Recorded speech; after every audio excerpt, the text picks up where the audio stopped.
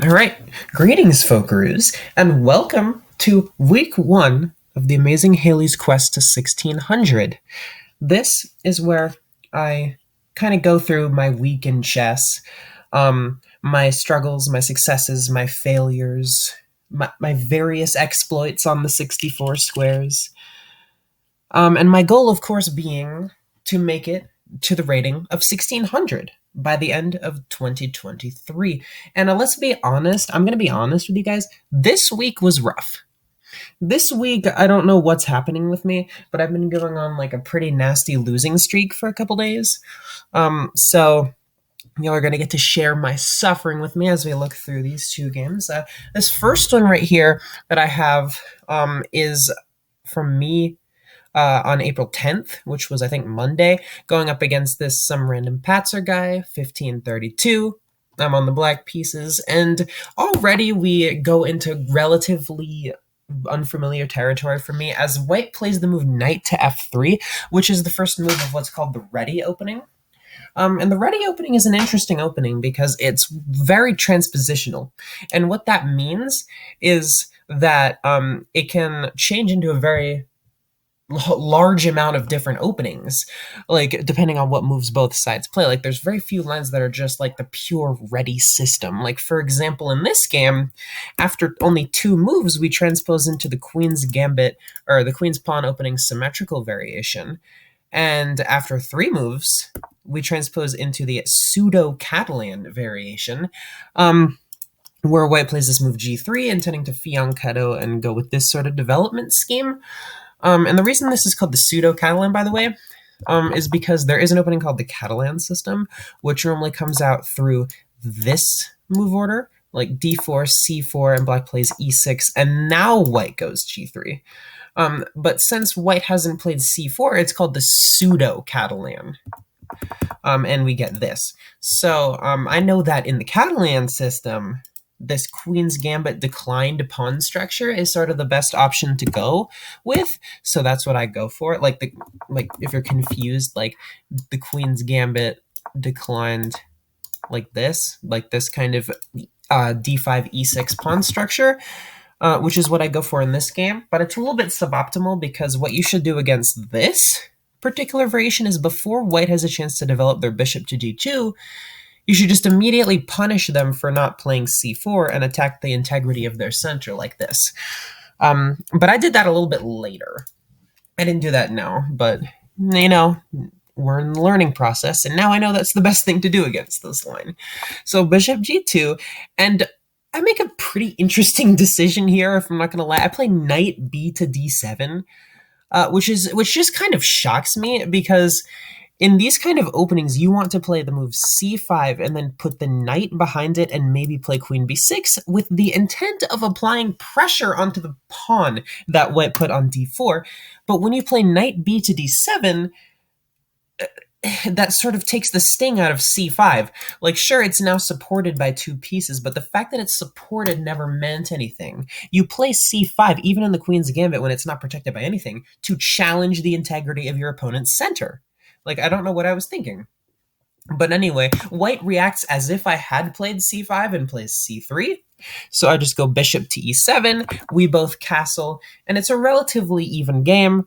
The kind of plans for both sides are white's going to want to develop their knight like this, maybe put the bishop out on g5, go e3, maybe take space on the queen side, such as that. Black wants to go c5, free their position, like develop their bishop probably like this, and maybe also take space on the queen side.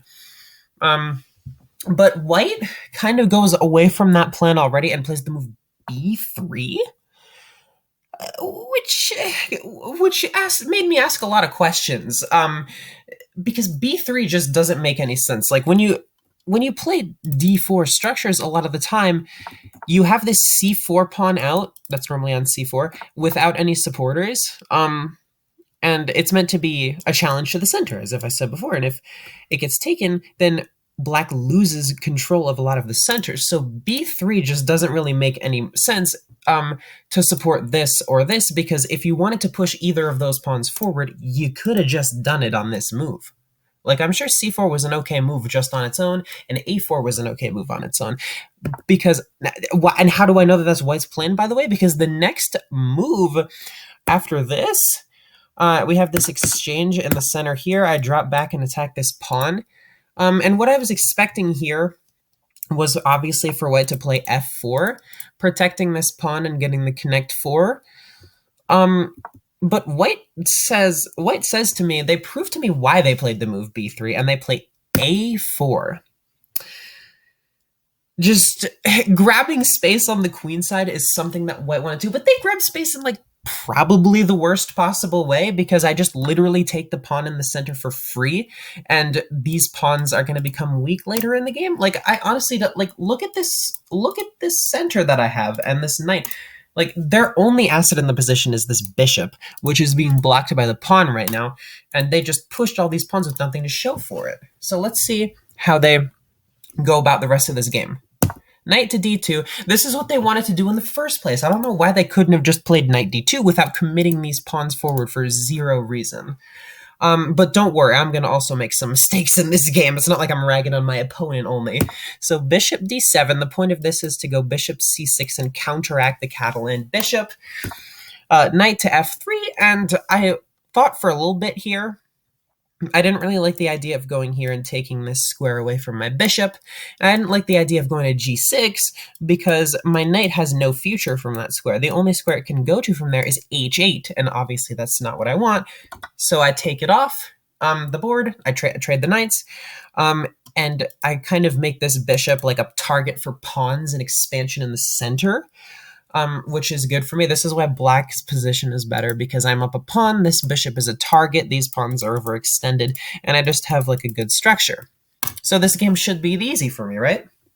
Bishop c6, challenging the diagonal. At some point I might invite this trade to try to open up the c file with a rook behind it. Bishop to a3, and rook c8. Like, I'm just going about my plan. I don't know what this move was from white. And they play b4, so I guess the idea of this move was to trade off and then take with the bishop and then takes and get these two pawns, right? But they take with the pawn. Yeah, they take with the pawn. I'm not really sure either. This bishop is now staring at a pawn's backside. I mean, you do you, man. Like, I'm not gonna judge. You do you, but I don't think that's very good for your position. So d4, I invite the trade now to open up the c file, and that's exactly what happens. And my opponent tries to trick me here by attacking my rook and the bishop. And if I moved my rook back to c8, there would be takes, queen. No, that would be very weird. Queen takes pawn because the queen moved from the defense, but I drop back to c7 so that I can recapture with the rook. It's a temporary misplacement of the rook to just go right back to the c file and just keep my position intact. So rook b1, probably the intention is to push these pawns forward to try and create some sort of imbalance on that side of the board. But I just strengthen my pawns here so that when I go rook c7, this pawn isn't going to be hanging. Rook b4, I'm not really sure what that move does. Maybe the idea is to like triple up on the c file or something. So I go b6, just making sure that he can't really push this pawn. Queen d3, just centralizing the queen. That's a fair enough move, just adding some pressure, maybe infiltration ideas in the future. Rook c7 takes the open file. Rook c4, he offers a trade, which I take. And then this is why I've named this game Always Evaluate Endgame Transitions, this right here. Because in the following position, after I play the move queen d6, keeping a defensive eye on all of these pieces, my opponent trades queens. And do you know what my opponent's idea was in this position? My opponent's idea was me have pawn, me promote. But they didn't apparently evaluate further in, because it turns out that this continuation is just winning for black, because I'm just going to pick up the pawn. Like, that pawn isn't scaring anyone. I'm just gonna win it. So king e4, he's trying to like say that if I take this, then this will fall, but I play f6, myself winning connect 4, stopping them from taking the pawn after I take this. So they play f4. And now I should take this pawn, take, and then after h4, the computer wants me to go get this pawn. But I take, and then I set up a sort of pawn situation on this side of the board where I have a way to create up 2 connected pawns here that I can push and make a passer sometime later in the game. But now is when I convert over here. King takes, I take the opposition like this, e4, now a6. The point of this move was to just limit the amount of pawn moves that white can make that don't ruin their position. So here comes king c4, just keeping an eye on all the ways my king can get into the position. And now here's where I execute the plan to create connected passers or connected pawns over here. g5, takes. And now I'm just going to push these pawns up the board, trade for that one, and create a passer and go up like this. And by the way, if they had done this, then I would have that too, and this pawn can't get through. So that happens, the king goes here, and now I do this to also create a decoy passer on this side of the board so that I can take this pawn, run over here while the king is distracted trying to stop this. So e5 check, I stay in the center for now, blockading this. a5, b4. Now I chase white's king up the board, e5, I take e5, and now white is trying to do this and promote. But the thing that white doesn't understand about this position, and that I came to understand as I was playing, was that the king doesn't need to help these pawns. They are perfectly content going up the board themselves, you know? They can create a passer on their own. So my king is actually going to go help the struggle over here. So there, and then when he tries to push this, I solidify. If here, and if he doesn't do anything, I'll go g4.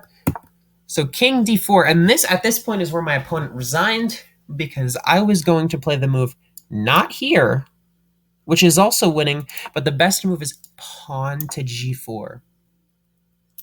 Because of course if takes, this pawn goes up the board, the king gets distracted, I run over here, take this, and push this to make a queen. But there's an actual funny intricacy about this position that I found out when I was looking back on it, which is that if you push here, and if you push one more time, it's actually a draw, because as you go down this line, the king for white will make it to the corner, and you can't get it out. And this pawn can't promote because the king will just stay in the corner. So chess is a hard game. Like, pushing upon one square just makes the position drawn rather than winning, even though it looks so obviously winning because you put the king closer to being able to take opposition in the corner. It's ridiculous. Chess is so hard. Okay, let's go on to the next game. This game was a little bit less fortunate for me. This was later in the week on Friday, April 14th.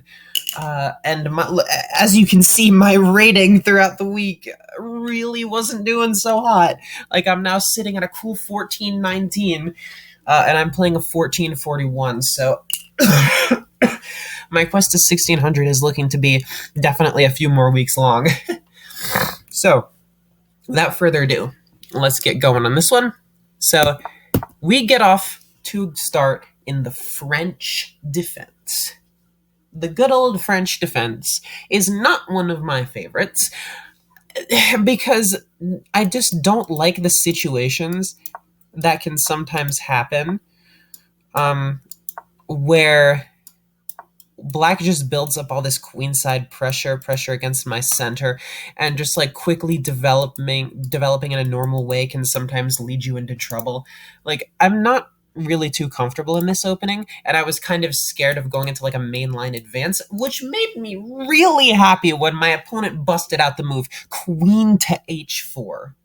Like, come on now, what are we, 800? Queen to h4, we all know what the point of this, anyone over the rating of like 1,000 knows the exact point of this. They want me to play g3 and hang my rook with this fork, which I'm not going to do.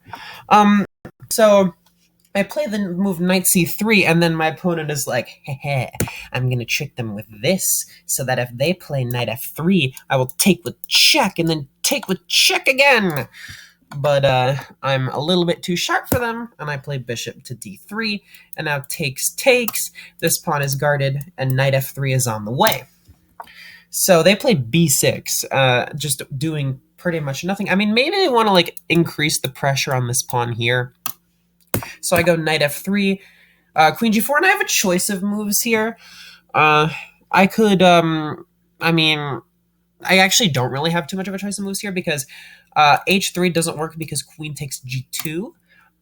So the best way to deal with this is actually just to castle. But the computer finds bishop to d2. And if you take the pawn, then there's rook to g1 with this idea. So the computer's just like, yeah, just improve your position. If black gets caught with their hands in the cookie jar, that's good for you. But I just didn't want to take any chances. So I castled, and then after takes, bishop to b7, I played rook to e1, just protecting my center against the bishop and queen, and then after this, I play h3. So I'm just trying to be as solid as possible, which is kind of funny because later in this game, I called it the miseries of bad pawn structure. You will see that I cannot keep my structure together for this game, and playing this game was basically like getting a root canal. Like you'll just see. Queen h5, e5. I mean, I get a little bit overzealous here. I'm not gonna lie. And yeah, by the way, you can't play g4 because of queen h3. And the reason I played this move was because I kind of wanted to cut the queen's vision like over here, so that maybe I could do things like trap it like this or do some funky stuff like that. But that doesn't actually threaten anything at all, which is nice. Like I'm just making nothing moves, opening up the bishop's diagonal. And the more concrete reason why this is bad, my opponent demonstrates this in the game, is that we get this trade. And look at my structure already.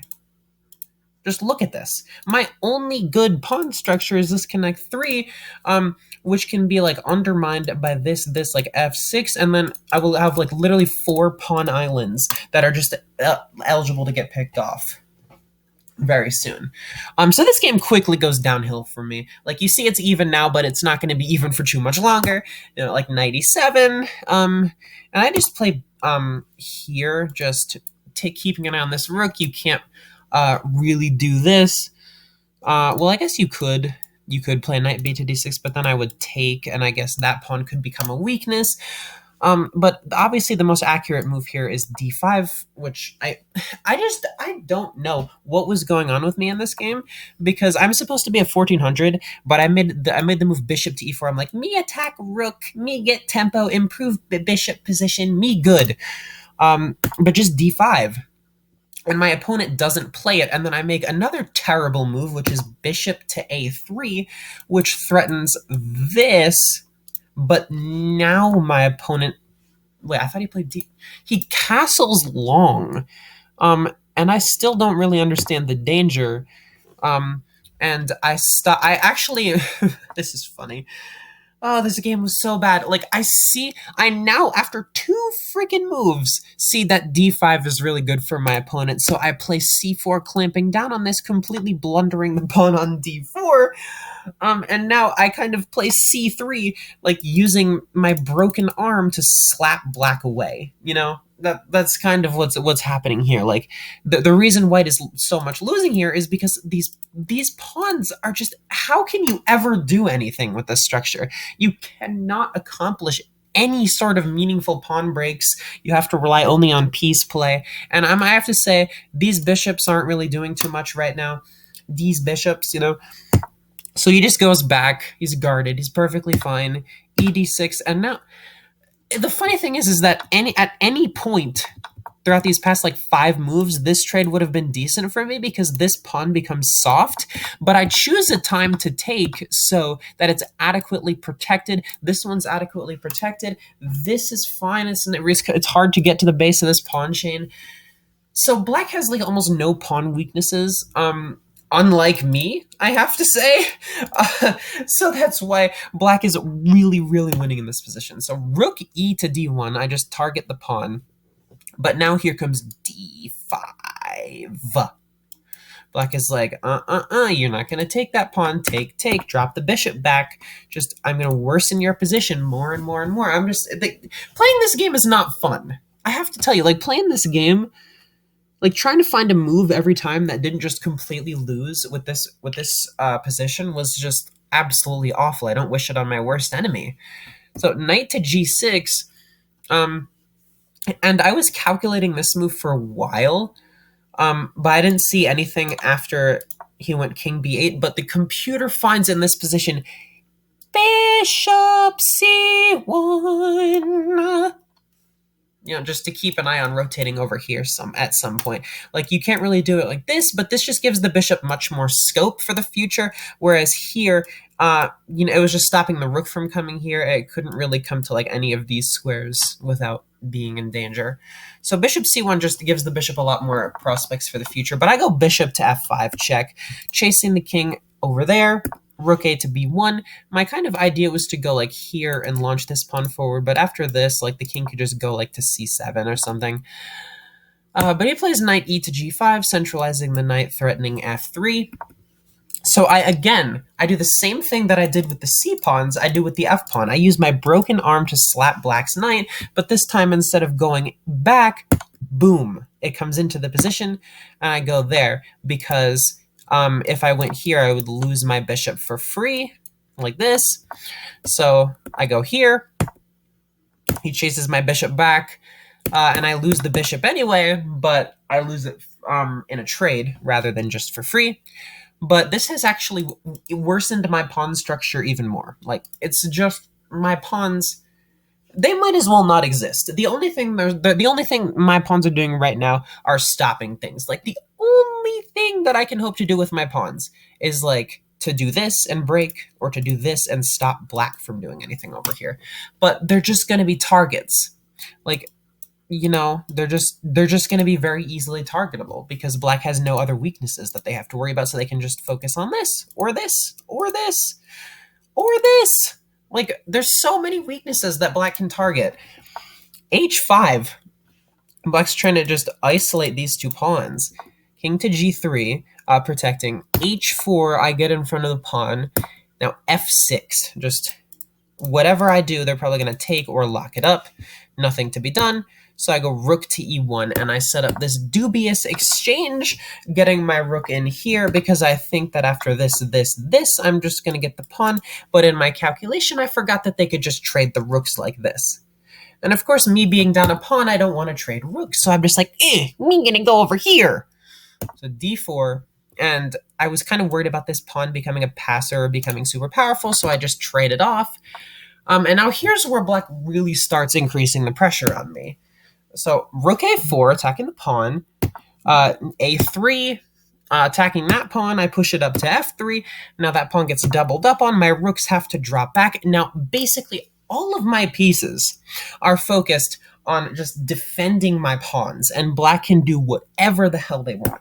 King to a5, check, king a4, rook e to e3, b5. Here come black's pawns. I can't do anything. I'm basically paralyzed. King to g2, a5. How do you stop this?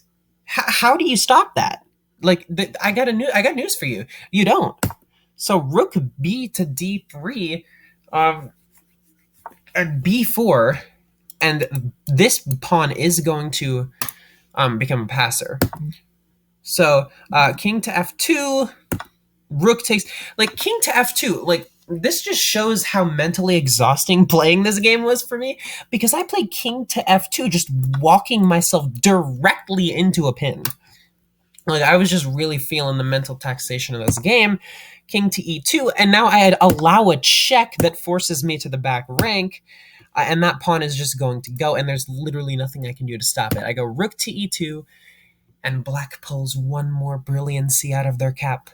Pawn to h2, and if I take, there's a promotion with a fork. And this, folks, was when I resigned the game. So that was the first week of my quest to 1600, and obviously, as you could tell, this series is more meant for my intermediate or intermediate to beginning advanced viewers. But yeah, I hope next week is going to be better because I did not have the best week in chess this week. But anyways, this is the amazing Haley, the gender fluid chess teacher, and I will be back at you next week with the fundamentals of chess part 1.